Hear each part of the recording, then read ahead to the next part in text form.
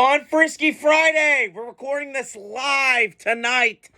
Later than I wanted to, but I was getting some shit done. I had the killer leg day workout. Got my fresh haircut, looking fresh. So fresh, so clean, baby. Woo! But I'm not feeling so fresh, so clean for the Niners. I'll get to them in a second. Holy shit, they got a lot of problems. I'm starting to figure out what the hell's going on. Good win for the Rams last night. I know that was an ugly football game. Hell, I took a nap. I passed out last night. I hit the yeet, went night-night. But good win for the Rams last night. Gutted out, gritty, grindy kind of game. I'm all for it. I'm all for those kind of football games last night. I love me a high-scoring 42-44, kind of crazy game. But I'm all for sometimes a little bit of this, rock 'em, sock 'em, slug it out, rain fest. I'm all for it. Now, I know it's bad product and all that other bullshit. All these people on Twitter complaining, I had to watch that game last night. Oh, my God. Really? You had to watch that game? Or are you going to turn on the Pelicans-Kings game on Thursday night? Get the fuck out of here, moron. The answer's no. Quit complaining. I get it. It was hard for me to watch, but I got to make this video. I got to do content so you guys can watch it, okay? And it's my job to do it. So, I want to start with the Niners last night. That was embarrassing. I mean, I heard they had a team meeting. I guess that didn't go well. I mean, this whole season for the Niners has been a shit show. I mean, it's been a lot of drama for a team that lost in the fucking Super Bowl. I mean, give me a break, man. Listen, last night, to me, my big takeaway was, and I'll get to this in a second, it went closed. Like that, night-night. It was Mike Tyson, 1-2, uppercut, knockout. Bye-bye. Because it's over for the Niners. This core, this team, it's over. And you got some decisions to make. Do you pay Purdy? Do you not pay Purdy? If I'm the Niners, what's the rush? It's what are we doing?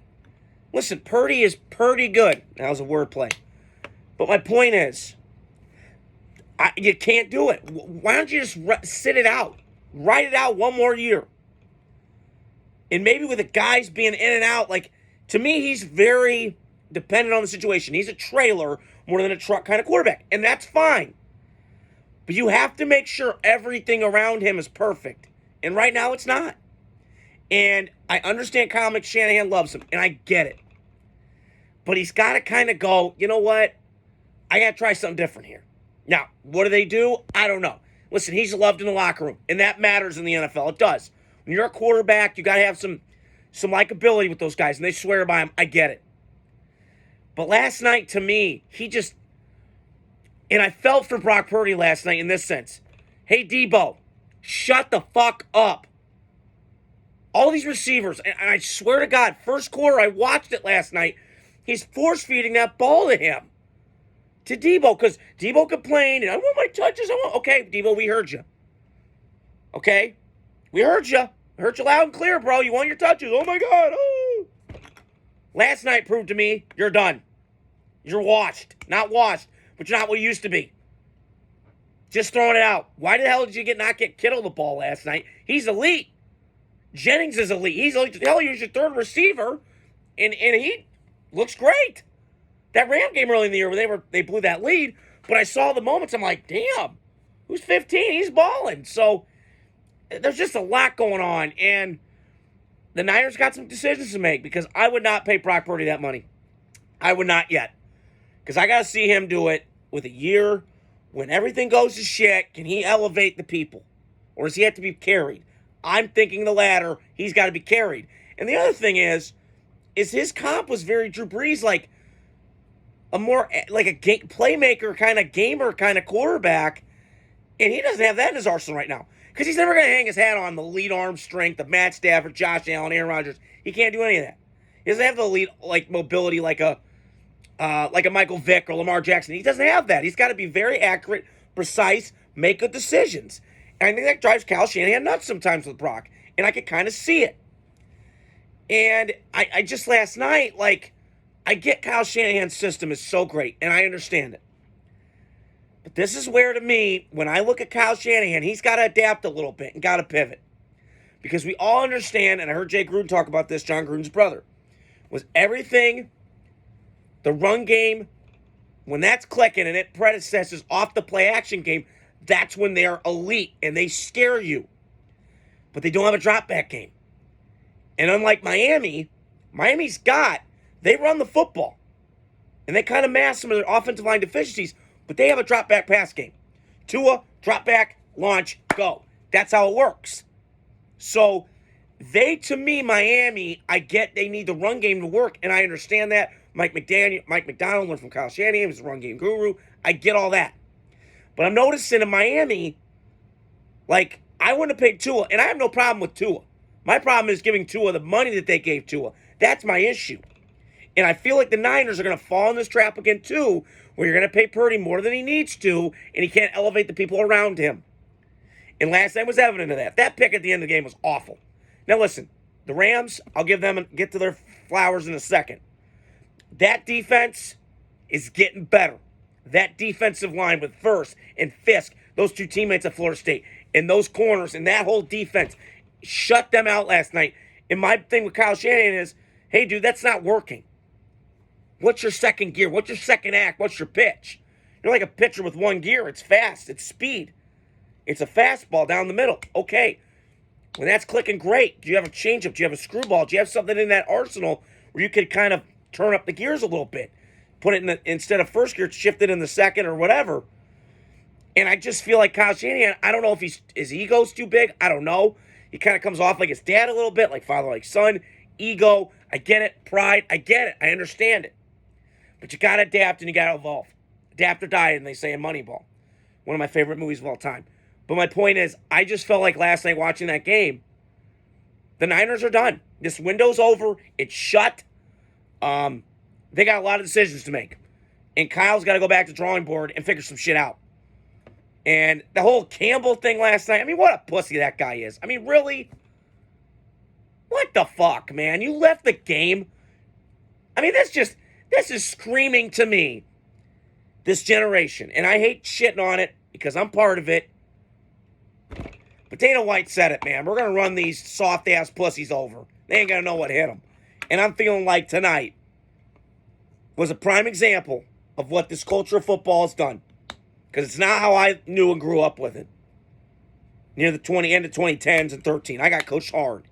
And I saw it live in high school. So, Niners got a lot of work to do. And I thought the Niners, man, like, my dad's like, well, you thought they were good? And I'm like, yeah, I did too. But then all this shit I figured out, I'm like, okay, Ricky Pierce, okay, almost getting shot and dying. And then the Ayuk holdout. And then the Debo bullshit.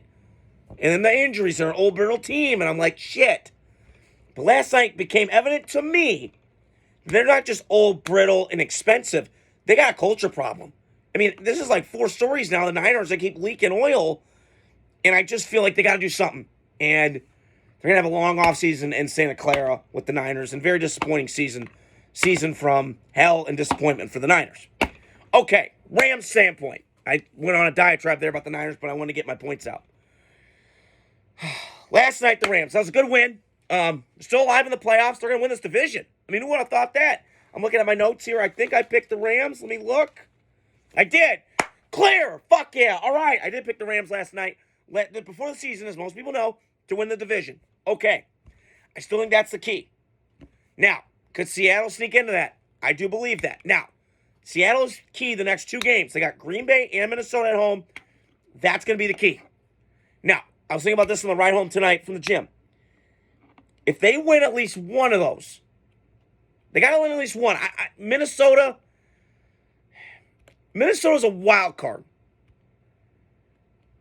But I think both those teams, they could lose to Seattle. Now, I think Seattle could beat them, but I also have the ladder of going, I don't think they can win. Because I think it's a first year. Geno Smith's good, not great. You're playing Jordan Love. Sam Darnold's doing really well. So we'll see what happens in that sense. But the Rams, I mean, Matt Stafford, man, when he's humming, and I know last night, what I love about the Rams, they know bullshit going on. They're well run. It's not to knock the Niners. I just think the Niners had more drama than the Rams. And the Rams, to me, they just went in. They're like, okay, yep, hey, Matt, you're throwing like 9 picks tonight. It felt like that early. Hey, just don't. We're done. Like, all right, You threw a bunch of picks. Let's roll with it. Let's go. And we're going to run the football, get out of here with a fucking win because it was ugly last night. And it was. But I think the Raiders are a playoff team. I mean, this is how they kind of start. Shitty, get good, playoffs. And they've been like this lately. And I just love watching Stafford. I mean, that guy, he's just one of my favorite quarterbacks to watch. I've been saying this for a while. He's a modern-day Favre. I mean, they got elite playmakers. Their defense, as I just mentioned, is elite. Their front four is nasty. They're physical. They're tough. That travels in the postseason. So a lot of things, and they got a elite head coach. They got Matt Stafford, who's got a bunch of years left. I believe we'll see. And the other thing with the Rams that I noticed last night, they're very unselfish. They're selfless players. Like, Matt Stafford doesn't need to throw for 40,000 yards in that game. He could kind of say, hey, Sean, what do you want me to do? Let's go run the ball. And I appreciate that. In this day and age with me, I'm all for that kind of thing. And I think the Rams are going to make the playoffs. Now, the way the seeding goes, I think they would get a home playoff game because if they win the division, they get a home playoff game. That's how it is. Now, who would they play? Maybe Green Bay, Washington, maybe. You know, give or take. I think the Rams' schedule lately near the end lightens up. You know, Arizona, we never know. They're hot and cold, mainly because of their quarterback, him being a moody little bitch. Let's be frank here. And they got the Jets coming up, which should be a win. And then they got some games on the stretch they should win. So, I do think the Rams are elite. They got a elite head coach, elite quarterback, players that travel. And I just was marveling at the selflessness that the Rams had last night and displayed. No pandering, no bullshit. I appreciate that. So, the last thing I wanted to touch on was my guy, Sammy Darnold. Woo! Sammy Darnold. Bravo. We need to give him a round of applause. He's been balling lately. I've been so happy to watch him succeed. I love this kid. And, you know I got a love for him because he's got my name. But I've been watching this kid since that Rose Bowl 2016 when I was in Florida on vacation with my parents. I went and said, that's it. I was thinking about that driving home tonight from the gym after a killer leg day. My point is, Minnesota's got a dilemma on their hands. Now, I'm going to throw this out. Minnesota's in a weird spot. Now, I said this a couple weeks ago, and it kind of came up tonight on my drive home, listening to John Middlecoff, and he had a mailbag question about this. Now, I wanted to get my spin on my end. I believe you keep Sam Darnold and franchise him because you cannot let him go. You can't. I know you gave JJ that thing, but Sam offers more to the table than JJ McCarthy. JJ's not bad arm. He's a really good athlete. I'm not disputing that. My cousin Matt Schiffler knows because he went to Nazareth in Naperville, or in Illinois, the high school. And he's an elite player. I'm not disputing that. So, but I just think, to me, with Sammy, could he get more money in the market? Probably. But, I mean, well, I would take Sam Darnold right now as a Raider fan. I would take him. But we're not stable enough in the organization to go, hey, Sammy, carry us. Now, I've been feeling like he's been doing that a lot. USC, the shithole that's been going on. And God, that program's just a shithole. And I'm not even a USC fan, but I was rooting for Sam Darnold. University of Spoiled Children, by the way. Just throwing that out. But, not to throw shade. But it's going to be interesting because, in my opinion, I would keep Sam Darnold with the way that they're playing and the way this thing's been moving. Now, it's going to be interesting with their coaching this situation because Brian Flores may be getting offers and stuff. We don't know. But let's just ride this out. Do not cut him. Don't trade him yet. Because there's still a lot of season left. And I think Minnesota is dangerous in this playoffs. I really do. They got a elite head coach, quarterback's balling. They got defense that's suffocating, that can be and get after you. And that stadium's loud as hell. So we got to see how the NFC shakes out. I know I'm posting this a lot later tonight than I wanted to. Appreciate you guys staying put, staying true to my content, keeping it real. Always hit the like, subscribe, share button, and talk to you guys soon. I got a lot more coming up. Great slate of games Sunday. Bills, Lions, Super Bowl matchup. You got Packers, Seattle. I watched that Steam, the Pearl Jam, Even Flow. Hell yeah. Let's go. Eddie Vedder's voice. Nothing better than that. I have the 10 album, by the way, on vinyl. One of my collections. So I cannot wait for this weekend. The Battle of Pennsylvania, Philly, and Pittsburgh. And also, by the way, stay tuned for that, because that Jalen Hurts, A.J. Brown bullshit, like last night with Purdy, might percolate into that game on Sunday at 1 o'clock Eastern.